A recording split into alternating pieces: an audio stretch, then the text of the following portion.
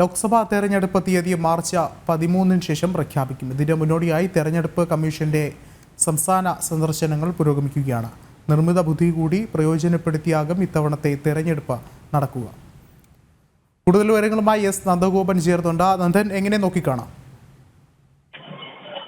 വിഷ്ണു, ഈ തെരഞ്ഞെടുപ്പ് ഒരുക്കങ്ങൾ വിലയിരുത്തുന്നതിനായി തെരഞ്ഞെടുപ്പ് കമ്മീഷന്റെ സംസ്ഥാന സന്ദർശനങ്ങൾ പുരോഗമിക്കുകയാണ്. നിലവിൽ തമിഴ്നാട്ടിലുള്ള കമ്മീഷൻ അവിടെ നിന്നും ഉത്തർപ്രദേശും അതേപോലെ തന്നെ ജമ്മു കാശ്മീരും സന്ദർശിക്കും. പ്രശ്നബാധിത മേഖലകൾ, അതേപോലെ തന്നെ EVM-കളുടെ ക്ഷമത, സുരക്ഷാ സേനയുടെ വിന്യാസം, അതേപോലെ തന്നെ അതിർത്തികളിലെ ജാഗ്രത തുടങ്ങിയ അനവധി വിഷയങ്ങൾ പരിശോധിച്ച് സ്ഥിതി വിലയിരുത്തുന്നതിനാണ് ഇലക്ഷൻ കമ്മീഷൻ ഇപ്പോൾ ഈ സംസ്ഥാന സന്ദർശനങ്ങൾ നടത്തിക്കൊണ്ടിരിക്കുന്നത്. അതിനുശേഷം മാർച്ച് 13-നോ അല്ലെങ്കിൽ അതിനടുത്ത ദിവസങ്ങളിലോ തെരഞ്ഞെടുപ്പ് തീയതി പ്രഖ്യാപിക്കാനാണ് സാധ്യത. 7ഓ 8ഓ ഘട്ടങ്ങളിലായാകും തെരഞ്ഞെടുപ്പ് നടക്കുക.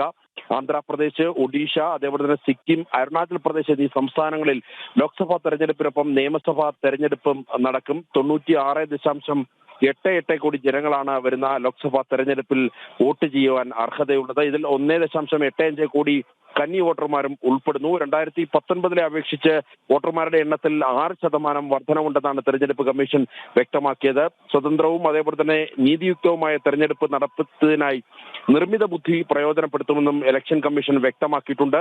നവമാധ്യമങ്ങളിലും അതേപോലെ തന്നെ ഡിജിറ്റൽ പ്ലാറ്റ്ഫോമുകളിലും ഒക്കെ വരുന്ന പോസ്റ്റുകൾ പരിശോധിക്കാനും ഈ നിർമ്മിത ബുദ്ധി പ്രയോജനപ്രദമാകുമെന്നാണ് ഇലക്ഷൻ കമ്മീഷൻ ചൂണ്ടിക്കാട്ടിയിരിക്കുന്നത്.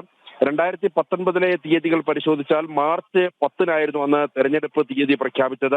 ഏപ്രിൽ 11 മുതൽ മെയ് 19 വരെ 7 ഘട്ടങ്ങളിലായാണ് വോട്ടെടുപ്പ് നടന്നത്. അങ്ങനെ മെയ് 23-ന് ഫലങ്ങളും പ്രഖ്യാപിച്ചു.